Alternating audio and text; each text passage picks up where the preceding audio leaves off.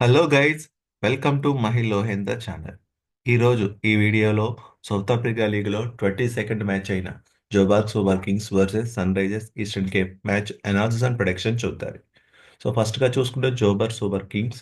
So ఈ team అయితే చాలా స్ట్రాంగ్గా ఉందని చెప్పొచ్చు. సో అటు బ్యాటింగ్ ఇటు బౌలర్స్తో చాలా స్ట్రాంగ్గా ఉంది. ఆల్రౌండర్స్ కూడా మంచిగా ఉన్నారు.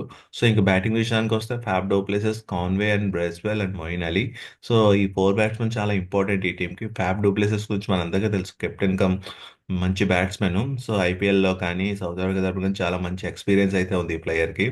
సో అవసరమైన టైంలో మ్యాచ్కి సపోర్ట్ చేసే సత్తా అయితే ఈ బ్యాట్స్మెన్కి ఉంది. సో ఈజీగా అలవోగా సిక్సెస్ అయితే కొట్టి సత్తా ఉంది. ఇక మిగతా కాన్వే, బ్రేస్వెల్, అలీ కూడా చాలా మంచి బ్యాట్స్మెన్స్. అవసరమైన టైంలో సిచ్యువేషన్ బట్టి మ్యాచ్ దాన్ని బట్టి దాని తగ్గట్టుగా బ్యాటింగ్ అయితే చేసే సత్తా వీళ్ళకుంది. ఇక బౌలింగ్ చూసుకుంటే పతిరానా, ఇమ్రాన్ తాహిర్ చూసుకుంటే మనందరికీ తెలుసు మెయిన్ ఇంపార్టెంట్ బౌలర్స్. మతిరానా గురించి మనందరికీ తెలుసు, మరో జూనియర్ మలింగా అని చెప్తారు. సో యార్కర్స్ కింగ్ అనమాట. Imran Tahir leg spinner. So మంచి ఎక్స్పీరియన్స్ స్పిన్నర్ అనమాట. సో ఇది ఓవరాల్గా జోబర్ సూపర్ కింగ్స్ యొక్క team analysis and prediction.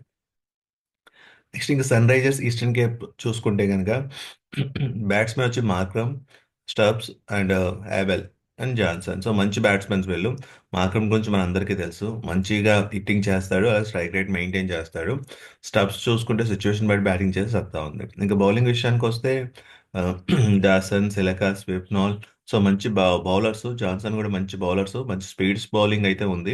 So combination అయితే చాలా స్ట్రాంగ్గా ఉందని చెప్పొచ్చు, అది బ్యాటింగ్ ఇటు బౌలింగ్ అండ్ ఆల్రౌండర్స్తో. ఇంకా పిచ్ విషయానికి చూసుకుంటే ఈ మ్యాచ్ వచ్చి January 26th 7 PM అయితే స్టార్ట్ అవుతుంది. సో ఈ మ్యాచ్ వచ్చి ద వండరర్ స్టేడియం జోహన్నెస్బర్గ్ సౌత్ ఆఫ్రికాలో అయితే మ్యాచ్ జరుగుతుంది. సో ఇంకా లాస్ట్ టీమ్ 5 మ్యాచెస్ ఫామ్ చూసుకుంటే జోబన్ సూపర్ గంగ్ వచ్చి లాస్ట్ 5 మ్యాచెస్లో 2 మ్యాచెస్ విన్ అయి 3 మ్యాచెస్ ఓడిపోయింది. బట్ సన్ రైజర్స్ వచ్చి లాస్ట్ 5 మ్యాచెస్లో 4 మ్యాచెస్ అయితే విన్ అయింది, ఒక మ్యాచ్ అయితే ఓడిపోయింది. ఇక హెడ్ టు హెడ్ చూసుకుంటే జేఎస్కే వచ్చి 2 మ్యాచెస్ విన్ అయితే సన్ రైజర్స్ వచ్చి 3 మ్యాచెస్ అయి విన్ అయింది. సో ఇక్కడ చూసుకుంటే సన్ రైజర్స్ కొంచెం ఆధిపత్యంలో ఉందని చెప్పుకోవచ్చు.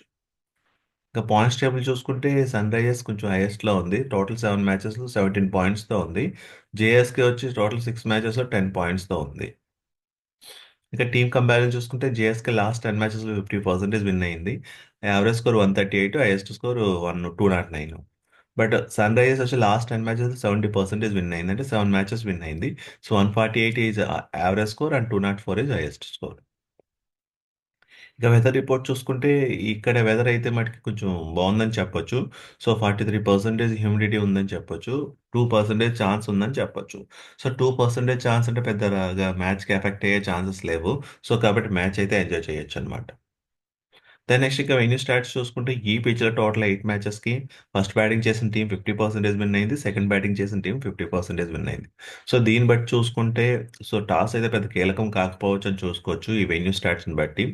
ఇక యావరేజ్ ఫస్ట్ ఇన్నింగ్ స్కోర్ చూసుకుంటే ఈ పిచ్లో 155, average second inning score 141. Highest total వచ్చి 211 for 6 wickets and lowest total వచ్చి 78 ఫర్ 10 వికెట్స్. ఇక హైయెస్ట్ చేజ్ వచ్చి 209 ఫర్ 3 వికెట్స్. ఇక పేస్ వర్సెస్ స్పిన్ చూసుకుంటే లాస్ట్ 10 మ్యాచెస్లో సో ఫేస్ బౌలర్ 61% వికెట్స్ తీస్తే స్పిన్ బౌలర్స్ 39% వికెట్స్ తీశారు.